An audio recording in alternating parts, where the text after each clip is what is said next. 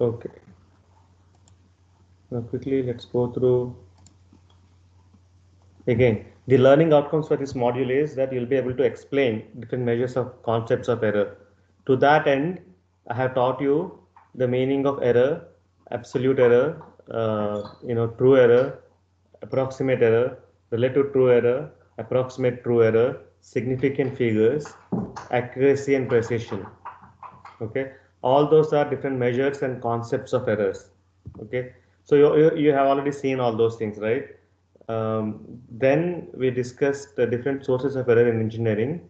That also, I think we are kind of in the middle of that. I told you about at least I think numerical error I was telling you about. In numerical error, there are truncation error, round off error, and convergence error. So those, I think we're in the middle of that outcome. Explain the computer representation of numbers and its implication on the round off error. I'll do that today. Articulate the meaning of Taylor series and its significance in the analysis, numerical analysis. So this part is also, I think we're in the middle of that.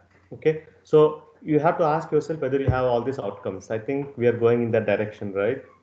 In this module.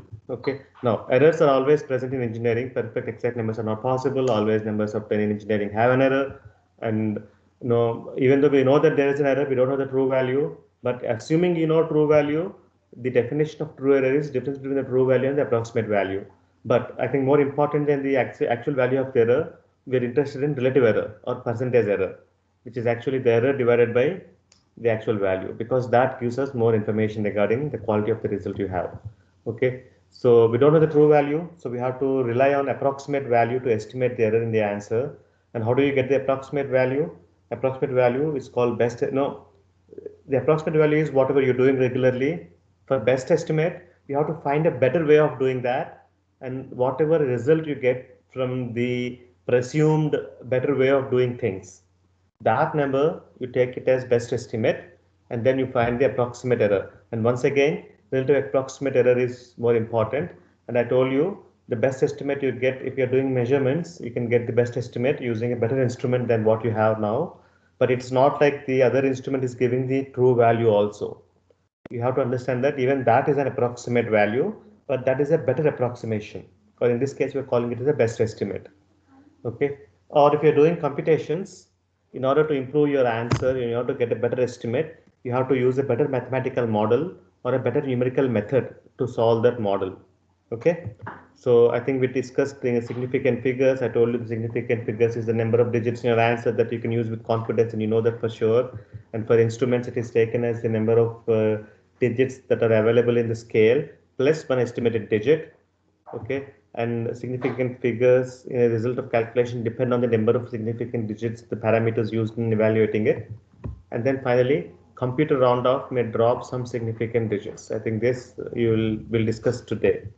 Okay, and I talked about precision and accuracy. Precision, I told you, is how closely the different values of the answer are to each other. I told you there is certain level of uncertainty in the problem, and when you give an answer, you should know the level of uncertainty. If you're able to report an answer within tight bounds of uncertainty, if you can say that your answer is 32.6 plus or minus 1 gram, that is a precise answer. But bias is a different thing. How close it is to the real value is a bias thing. So I think we talked about how precision and accuracy are related to each other. See, you're giving an answer here. It is very close. You're not saying that there's a lot of uncertainty in the answer, but the answer is off the mark. This is a good situation. This is a lot of scatter in the answer, and there's also bias because even the average behavior is off from the uh, the actual answer. And here in this case, yes, there is a lot of scatter, but on average, this is doing good.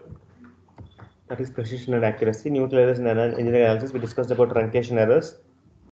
So these errors arise from the fact that we use approximate method to solve an approximate version of the real equation. And I think again will we'll discuss more about it as we go and look at different methods, round off errors, and these are caused by the way we represent numbers in the computers. We'll discuss some of that today in today's class. Convergence error, anyway, I think again you'll understand it better when we do problems. But convergence is where you start with a number and you're iteratively improving it. You do one round of calculation, the answer improves. Then you take that improved answer, do one more round of calculations, the answer improves. Now that is called iteration. You keep doing the same thing over and over again until you get better answer. Okay. So sometimes depending upon when you decide to stop these iterations, there may be still some error, residue error in the answer. Those errors are called convergence errors. Okay, so then we discussed about Taylor series. I told you Taylor series in 3 different notations. Now they're all identical, but typically the Taylor series is used if you have function value and derivative values at a base point.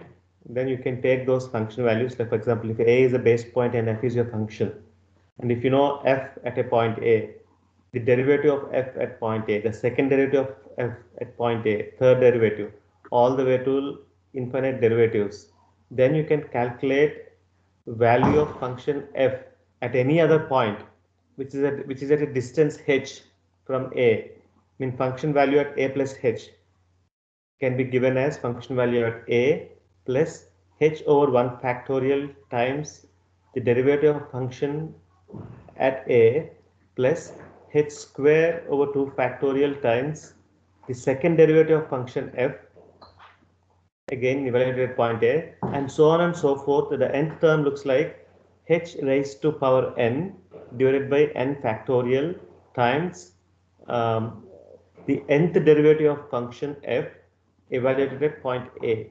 And that's nth term, but the series goes on till infinity. Okay, so other where the same other notations, instead of a and h, I'm using x plus delta x. That is one notation, same equation. And then I also showed you instead of a plus h, in place of a plus h, I'll say next point xi plus 1. And instead of a, I'm saying xi, the previous point. So the h is going to be the distance between the 2 points, which is x plus I, x at I plus 1 minus x at I.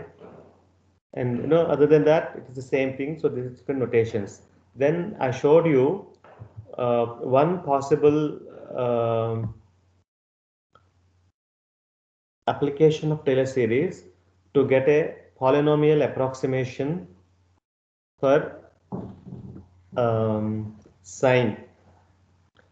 Okay, polynomial expression for the sine function. Now sine is a function which can be differentiated n number of times. What happens to the first derivative of sine is function value of sine is sine of x at x equal to 0 base point, it is 0. The first derivative of that f prime at x is going to be cosine of x, which at point 0 is going to be 1. Second derivative is going to be negative sine x. Third derivative is going to be negative cosine x. Fourth derivative is going to be again sine x. And then fifth derivative will be negative cosine x. So you go that way. So you'll see that you can take infinite number of derivatives for the sine function. It will always give a finite quantity. So if you look at those derivatives, you'll get 0, 1, 0, negative 1, 0, positive 1, 0, negative 1, 0, positive 1, 0. That kind of pattern comes along. So 0, 1, 0, negative 1, 0, 1, 0, negative 1. So those are the function value, first derivative, second derivative, third derivative, fourth derivative, evaluated at point 0 for sine of x. Okay. Now, taking these values, we can write a Taylor series expression for sine of x, which will look like a polynomial. Okay. So Taylor series for f of x equals sine x using base point a equal to 0. Is that what you're trying to find out? And I told you the equation, the Taylor series looks like this: f at a plus x, and a is the base point, and we want to find at any value x. We're taking a base point to be 0. Will to be f at a plus x, the distance between the base point and the second point, divided by 1 factorial, the derivative of f with respect to x, evaluated at the base point, and so on and so forth. We have till nth term, which is x raised to n divided by n factorial times the nth derivative of f with respect to x evaluated at base point A. Okay, now, so for sin x, we can evaluate all the derivatives. I just told you, function is sin x, first derivative is cosine x, second derivative is negative sin x, third derivative is negative cosine x. This is fourth derivative, I have to make that correction there. Fourth derivative is sin x, and fifth derivative is going to be cosine x, and the sixth derivative is going to be negative sin x again. It goes on like that. Okay, if I substitute those numbers, x equal to 0 at the base point, so this is the function value at the base point, derivative, second derivative, third derivative, so on and so forth. If I substitute those in, this is what I'll get. Sin x equals 0 plus x by 1 factorial times 1, x square by 2 factorial times 0, x cubed by 3 factorial times negative 1, x4, x to the 4th power divided by 4 factorial times 0, so on and so forth. Okay. Now you'll see that every other term is 0 because all the sine terms become 0 at base point 0. So those are gone, and what will be left with is this.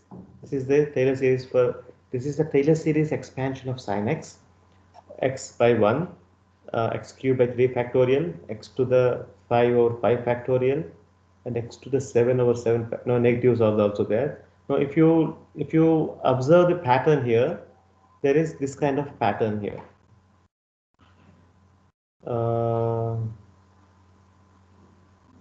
I think it depends on which number you call it. If I say n equals 1,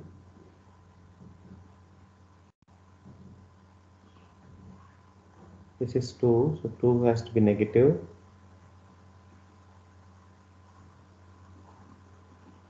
Okay, well, I think I'll correct it if it is wrong, but no, this is kind of nth term there. So this is the sine series. So what is the usefulness of this? See, a lot of times you will be required to make an approximation of the function using a polynomial. See, sine here is a trigonometric function. What we are coming upon here is, if you want, as you go larger and larger, you see these terms will become negligible because you're dividing that with a factorial, and these factorials, they do become very large very quickly. So this is not a very good series representation of sin x, but this is one thing. So if you want to approximate sine function using a polynomial, so this is one method. You can say, okay, of course, if you take all the infinite terms, this is exact equation.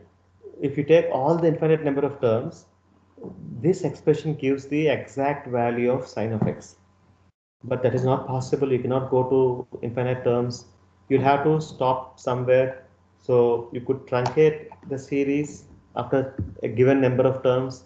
For example, here I'm showing you, if you truncate it after the 7th and after the 1, 2, 3, 4th term, if you say, okay, I'll take an approximation, a polynomial approximation of sine function with 4 terms, then you truncate all this. Of course, the hope is these terms are not large. They have to be small. If they are small, then you could neglect them. So that is why we call it truncation error. Now, for example, in place of sin x, you can use this expression. I have written it there. I think it's not very clear. I write it again here. Sometimes I think I have to do something with my pen. It's not working properly. Randomly it is.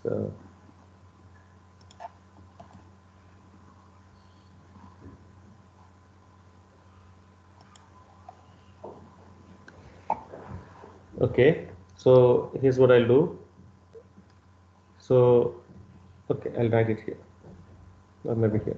See, if I truncate the series here, I'm telling that sine of x, okay, is approximately equal to. So here it's exactly equal to, because when you say it's going to infinity, that's definitely exactly equal to. But when you're truncating it, you know that you're approximating it using this one here. So you have x over 1 factorial, x cubed over 3 factorial. I think if you know factorial, 3 factorial is 6, okay, plus x to the 5. I think 5 factorial is 20, because 3, 4, 5, that's 20, so that's 120. Okay, and minus x to the 7th over, so you'll get 720 is 6 factorial times 7, so that comes out to be 0, 14, and 7 sevens 49 plus 150, so 50, 5040. Okay, so what you're saying is, from Taylor series, that the sine of x can be approximated using this polynomial. See, this is polynomial. Okay, in the next class, I have asked Dr. Anshuman Das that I'll take this his last hour today. So, no, I think in the last hour today, we'll do a Python session, and I'll show you how closely this expression here approximates sine function. In fact, what we'll do is, we'll try playing with this series. We'll take one term of the series and see how well it approximates sine x. And then we can take two terms, see if the approximation is better. 3 terms, 4 terms, 5 terms. That way we'll do an exercise. Okay, in the Python session in the evening, we'll see how, here, Taylor series says it's approximately equal to the sine x. We'll see how true that is. Okay, so that will do. Now, I think, I just wanted to illustrate an example of Taylor series, which you probably have done. Any questions so far? Because this is a kind of a recap of what was done, and I spent some more time in Taylor series because I know that I had kind of rushed through the matters yesterday. Any questions?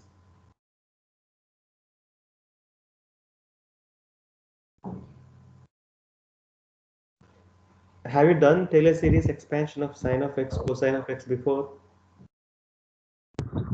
Yes, sir. No doubt, sir. Okay, thank you.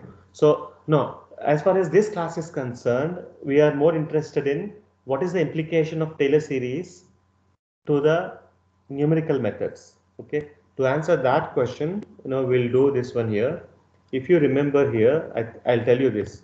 Many numerical methods that we use, they can be derived by truncating Taylor series. So just like I have truncated Taylor series to get a polynomial expression for sine of x. Similarly, I can show that many of the numerical methods that we use, they can be derived by truncating the Taylor series. I'll show you an example here. Okay, examining that derivation will shed light on the truncation error. What is the meaning of truncation error? So now I think I'll do this. In the last week, we have solved this problem. dv dt, this is the model equation for the bungee jumper. I said g minus cd over m v square. Okay, this is a differential equation, which is the model equation for a problem that we try to solve, which is of a bungee jumper jumping off. Okay, now, so for this one, we came up with an analytical solution. V equals, I don't remember exactly, but it was something like this. I don't know, CD m over g tan hyperbolic, and then here it could CD g over m square root t, something like that. Okay, but a second form of solution we did, if you remember, this is analytical solution. The second form of numerical method we used, if you remember, what we did was we replaced this dv dt by v at t plus delta t minus v at t divided with delta t. Okay, you remember that's what we have done, and then that the right hand side is same, cd m over v square. Okay, so what happened in numerical method? If you remember, if you rearrange this, if you multiply, if you take it to the other side, and take this to the other side. Now, the actual numerical method we used, the kind of marching equation we used is v at a next time step. So for every time step, velocity at the next time step, we found using this velocity at the previous time step plus delta t times, we calculated the slope g minus cd over m, and here this velocity we took it from the previous time step square. Okay, this is the numerical method. See, this is the analytical solution, this is the numerical method. This is exact solution, but here this is an approximate solution. The reason it is approximate solution is because we have replaced the derivative using this one. Okay, so this is the exact equation and this is the approximate equation which you are using in your numerical solution. So by replacing dv dt by this one, you're introducing error into your model. Okay, that is one part of error that you see in numerical analysis, numerical error, and that is called truncation error. Now we'll try to figure out, using Taylor series, we'll try to figure out how much that error is. Okay, so here's the example. So here's the example. So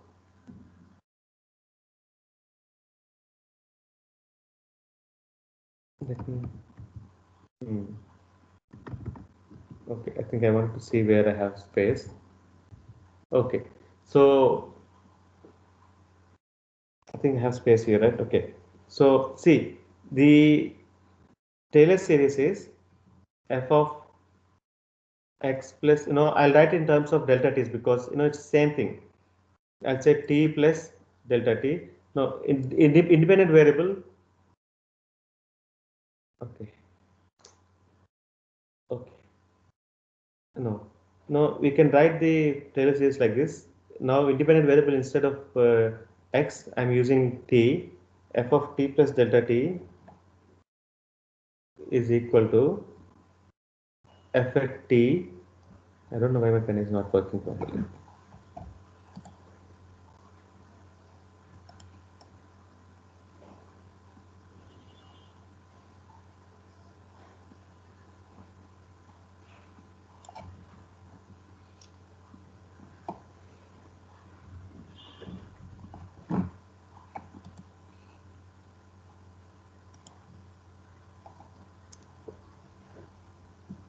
Okay.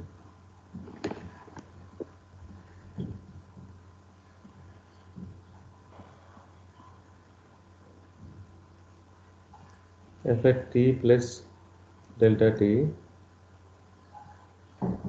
is equal to f at t plus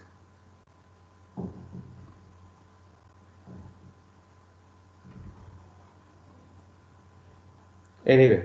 Now I'll keep going times delta t over 1 factorial f prime of, okay, it's not working.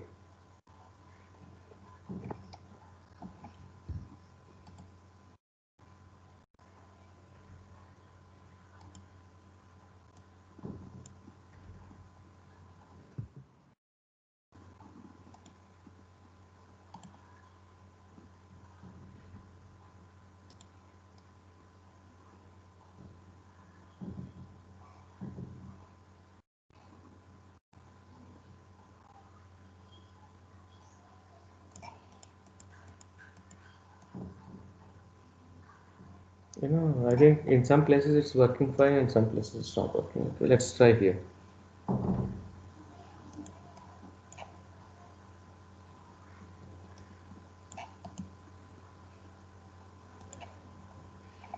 Okay. So see, f at t equals f at t plus delta t. Okay. I get nervous here. Right?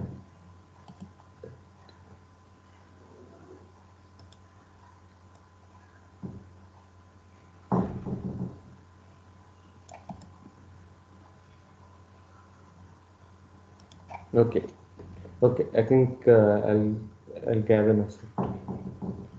F at t plus delta t, okay, equals f at t plus t over 1 factorial, okay, f prime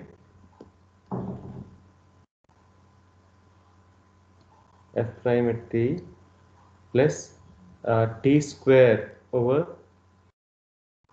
so this is delta t actually, delta t square over 2 factorial times f double prime at t plus delta t cubed over 3 factorial third derivative at t divided by, no, that's it, so on and so forth. Now see, if you want, what we did was, if you want f prime at t, you want to calculate this one. So what you can do is, you can send everything else to the other side. You send everything else to the other side. You send f of t plus delta t minus f of t and divided by delta t. And these also go to the other side. So when you divide throughout by delta t, this becomes delta t, this becomes delta square, and so on and so forth. So, what I'm trying to say is, by rearranging the Taylor series, you can find the first derivative df dx at any point x will be equal to f at x plus delta x minus f at x divided by delta x. So this is exactly the formula that you have used for coming up with the numerical solution. Okay, so this is what you have used in your numerical solution for the problem that we did in the last week.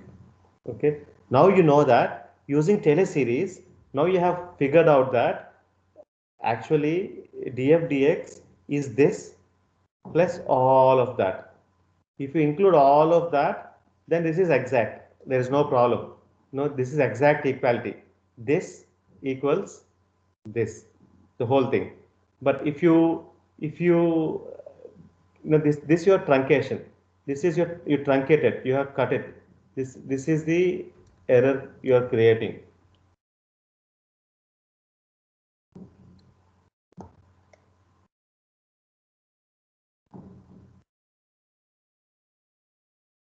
Okay, that is truncated. So that's why this actually has to become an approximation, because this equals, if you talk about exactly, df dx is exactly equal to this plus all this, but you are truncating it. You just, okay, we'll just take it away. So then you have to say df dx is approximately equal to this, because we have neglected all that. Now you look at the error term.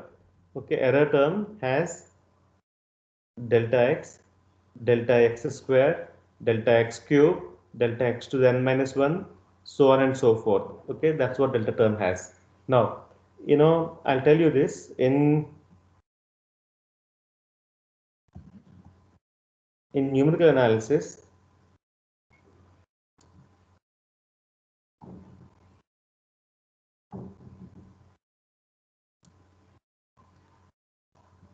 okay, what I'll say is delta x is always less than 1. Okay, if delta x is less than 1, now I'll ask you this, if delta x is less than 1, delta x square, delta x cubed. Okay, if you are which one will be the largest? If x is less than 1, x is a fraction, x is between 0 and 1. Okay, so which one will be largest? Is delta x greater than delta x square or less than delta x square when x is less than 1? Anyone?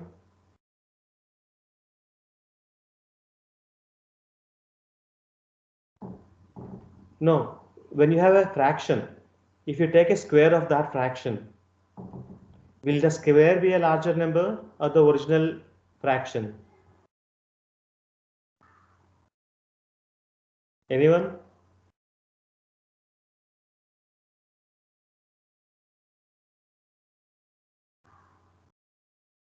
Hello?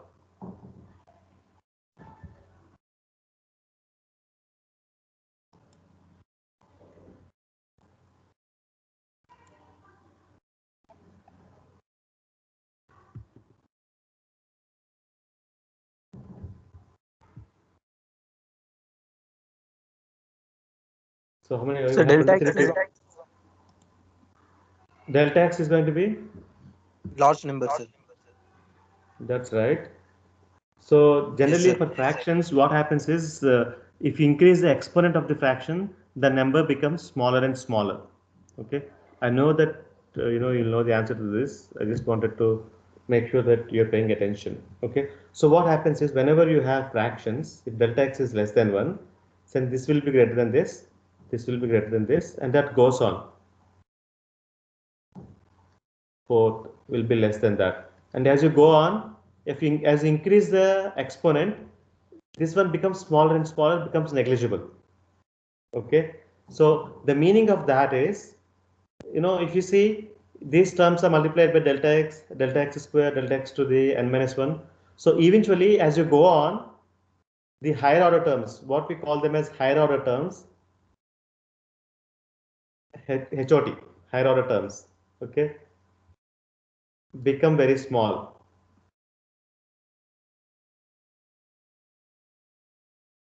Okay, so we don't have to worry about them. If you want to get a quick idea of error in the numerical method, you don't have to worry about these higher order terms. The most interest will be in this term. This is called the leading term. Leading term. Okay, and in all these Trellis's approximations, leading term will have the least exponent for the delta x. See, in this case, it has an exponent of 1. Okay, the leading term has the leading term has delta x. So the exponent of the leading term is the exponent of delta x in leading term is 1. It's raised to 1. There are some methods where the leading term, the first term in the truncation, is square.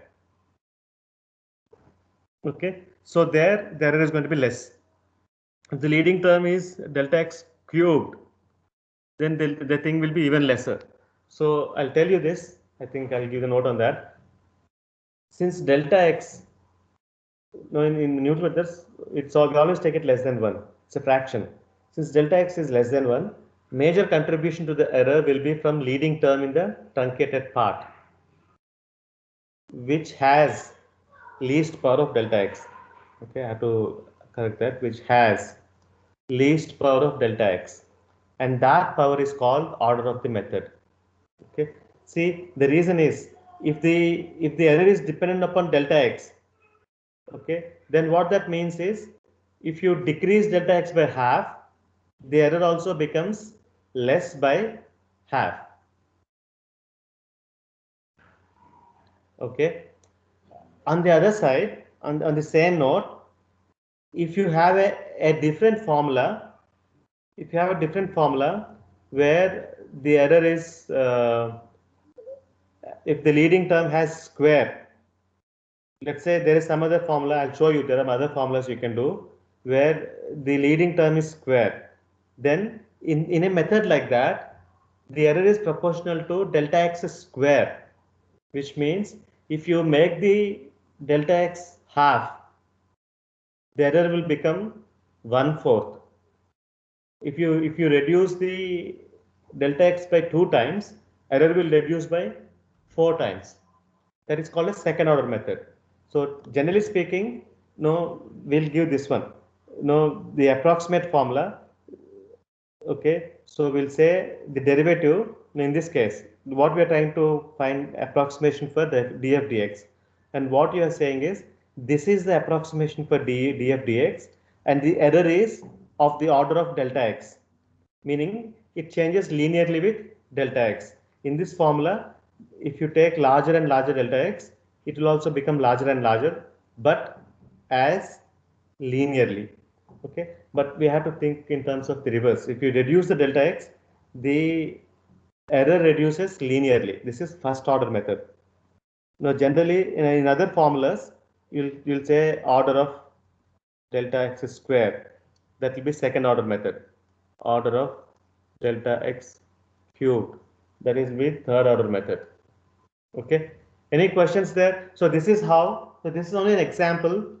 In plenty of places we'll look at the Taylor series and try to estimate what is the truncation error. Now this again, this error is not introduced because of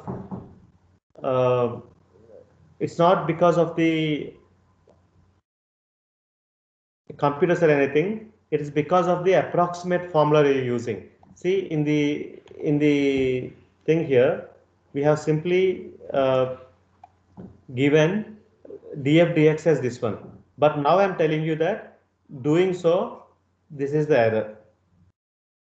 But the important thing you have to retain is that error, the leading term of the error is proportional to delta x. Okay, any questions there? We'll move on to a new topic after this, and we'll do a practice of all this in the afternoon session when we do Python. We'll do that in programming. We'll start a new notebook. Any questions, guys?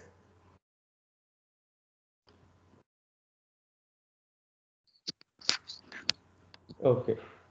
Someone try to say something?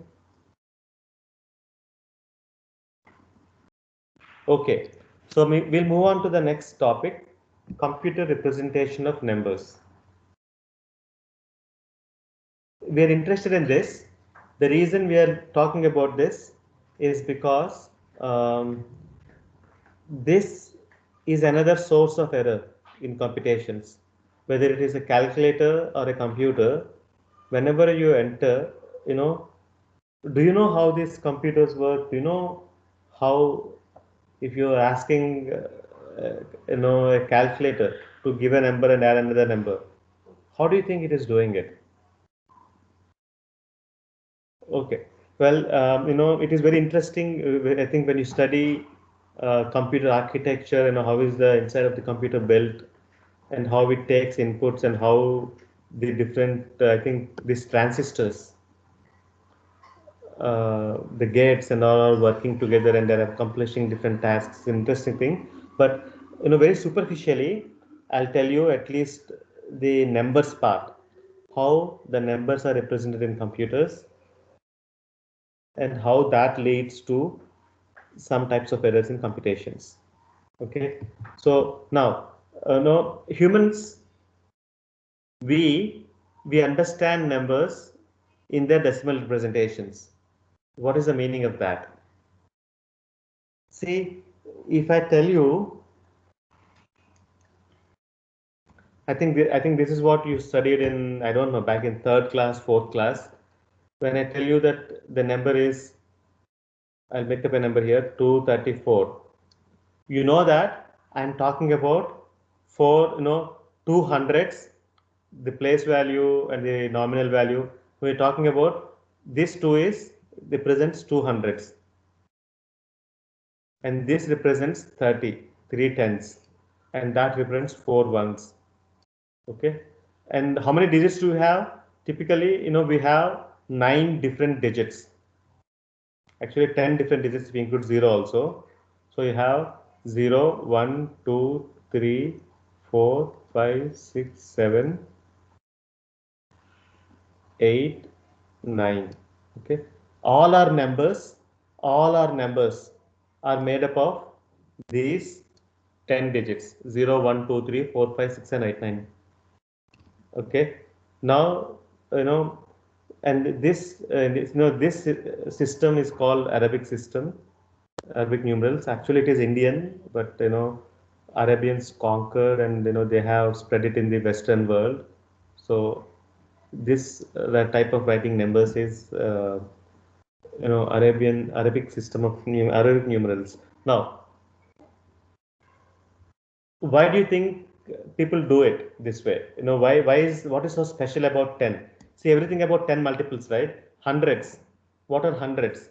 Hundreds are basically 10 squares, and then tens, 10 to the ones, and then ones, which is 10 to the zeros. If you talk about thousands, those are 10 cubes. 10,000s, that is 10 to the fourth. If I have a number, okay, 5,000, if I say 50, why is not writing?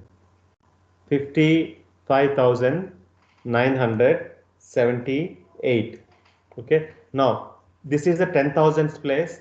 thousands place, hundreds, tens, ones. Okay. Now what is special about this? Those are all powers of 10. 10 power 0. This is ones, this is tens, this is hundreds, this is 1000s, and this is 10,000s. Okay.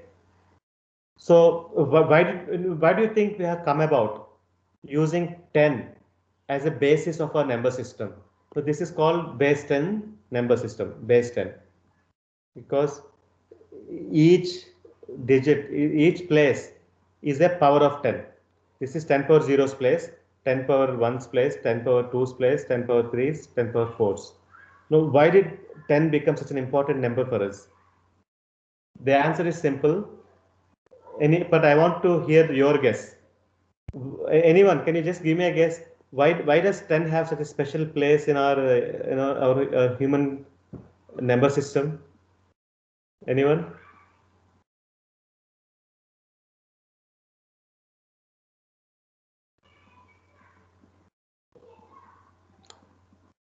I'll quickly give you an answer, but I want you to participate in the class. Can someone tell me any answer? It's okay. It could be wrong. I'll not say anything, right?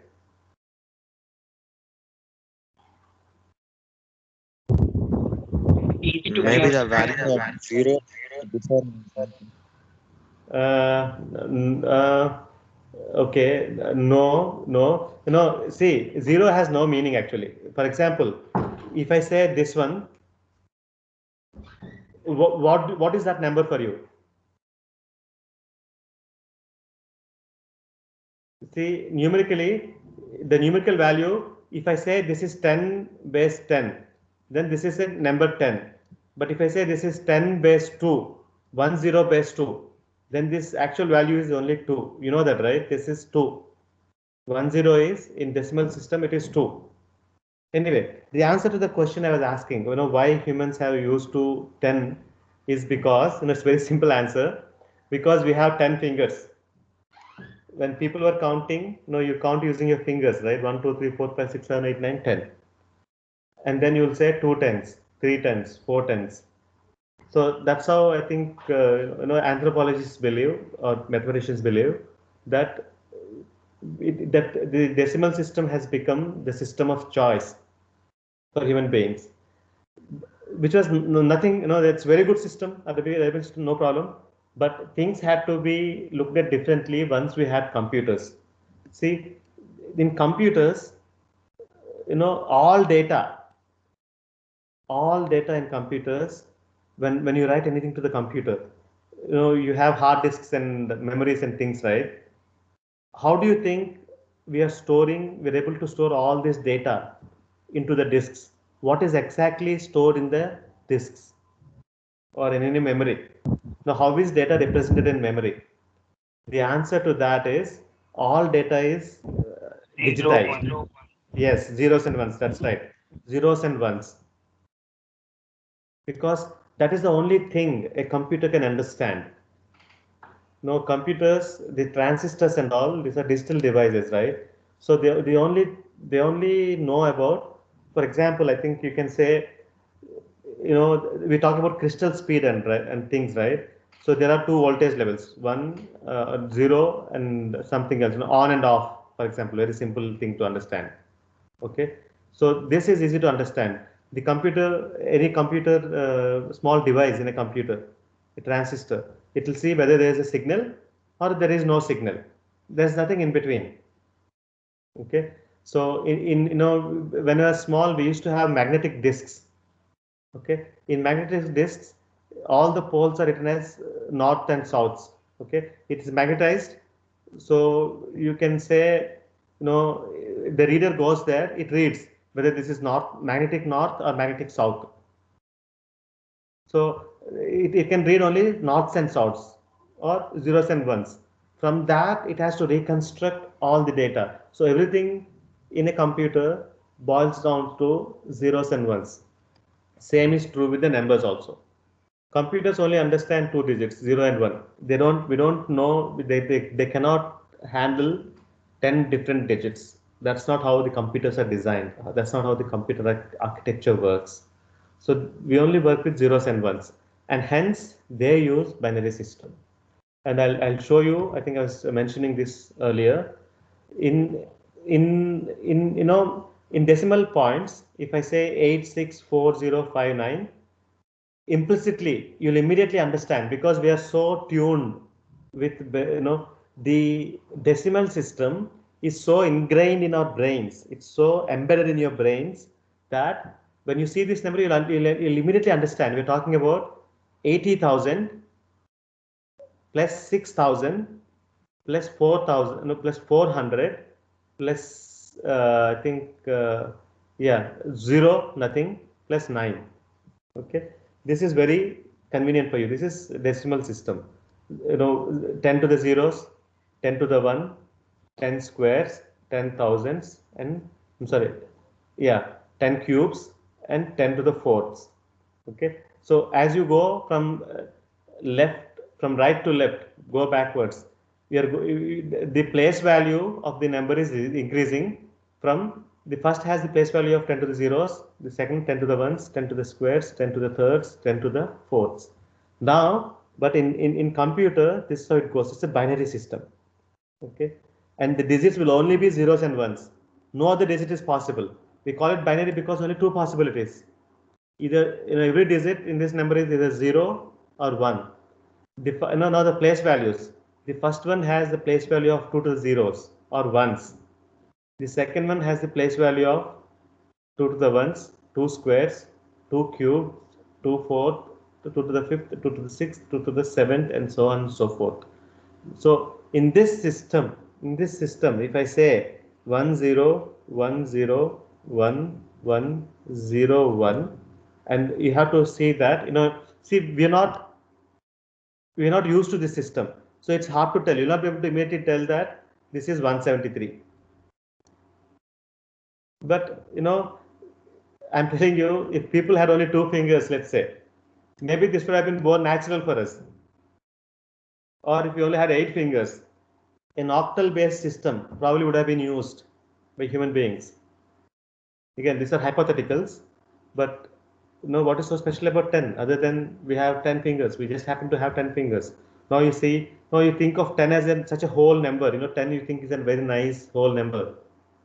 Well, it's just a coincidence that we had 10 fingers. It is very much possible that if we had only 8 fingers, human beings, then maybe we would have come across to see as something like this. System could have been like this: 1, 2, 3, 4, 5, 6, and then that will be our 10, because we'll only use 7 digits at that time, and then that's how you'll show 7, and this is 8. You're seeing what I'm meaning, right? That will be 9, that will be 10, okay, and that will be 11. This is 12. This is 13. And this is 14. Again, I'm telling you, hypothetically, if you only had 7 fingers, that is a system you would have come up with only 7 digits. See, this is 7 and this is 14. Anyway,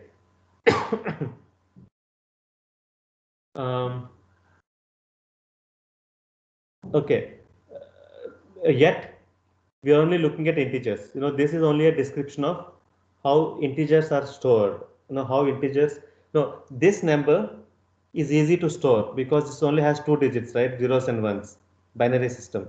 This is easy to store in computer because now the computer can, the transistor can understand ones and zeros. So it will be able to manipulate this, add things to it, and all those things can be done. Only, the computers that we have right now, they can only handle this kind of thing, binary numbers. Okay, and here I told you how integers are stored or are represented in computers. This is an easy task. The problem comes when we talk about floating point numbers or the real numbers. Now, what if I have this number 10156.0 289. That is one number. Another number is 0.578423. And another number is, I can keep going, 5.07298 times 10 to the negative 8, very small number. And I'll say another number, 7.84932 into 10 to the 16. Or I'll give you another number. Let's see if you remember this number. 6.023 times 10 to the 23. Does that sound familiar? 6.023 10 to the 23. Does it sound familiar? Well, that is Avogadro number.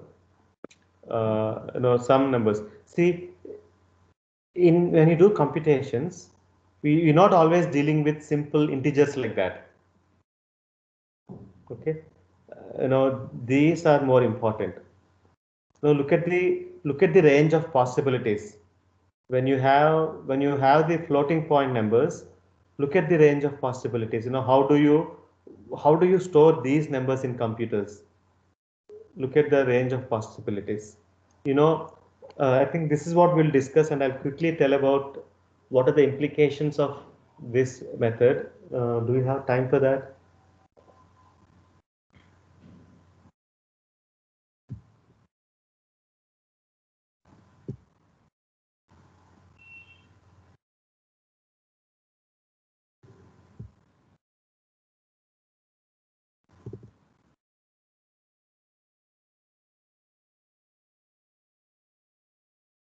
Okay. Okay, let me quickly give you an introduction, and then I think we're almost out of time. Let me give you a quick introduction, and then we'll discuss floating point representation of real number. Now, when we talk about real numbers, the fractions and such, how do you store this kind of number in computers? And this is how they're done. Now, real numbers are stored as two parts, mantissa or significant, and exponent or characteristic. What that means is, I'll go back here. You think of all these numbers. Now how they are stored is, you normalize all of them. Okay, for example, this number, I'll store it as 0.6023 times 10 to the 24. Okay, see, that is number. And then this one, for example, it's already there, 0.507298 times 10 to the, I think this will be 10 to the negative 7.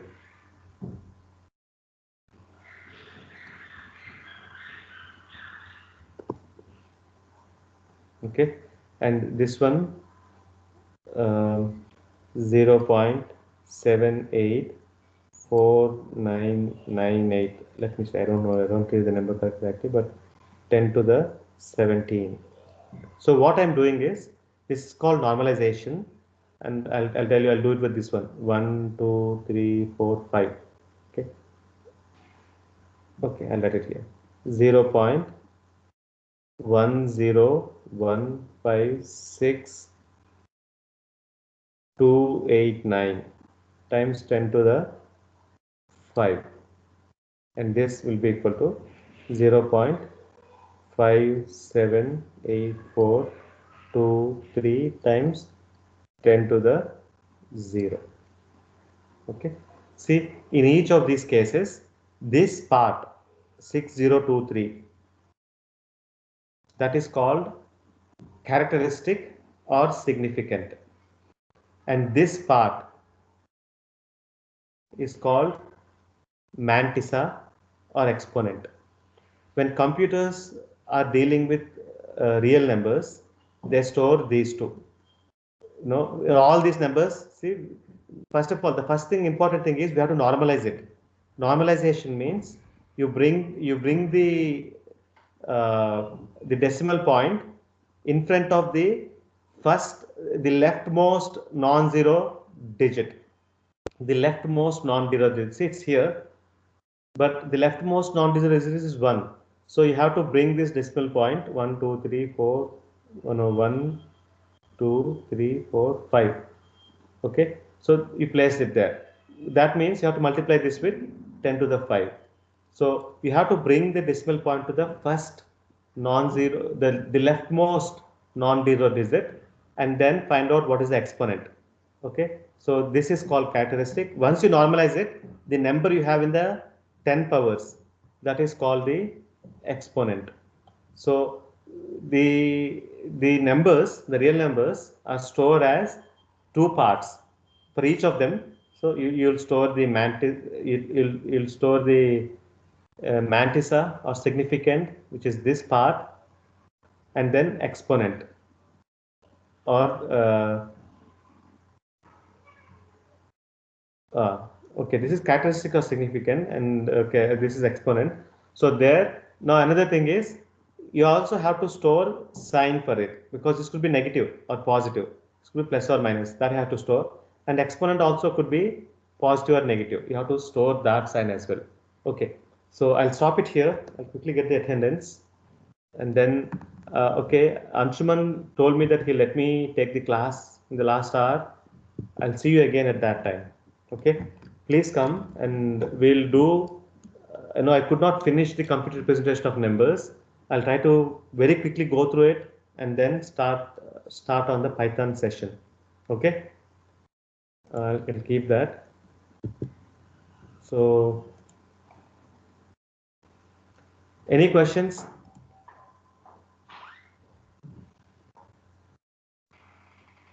Any questions?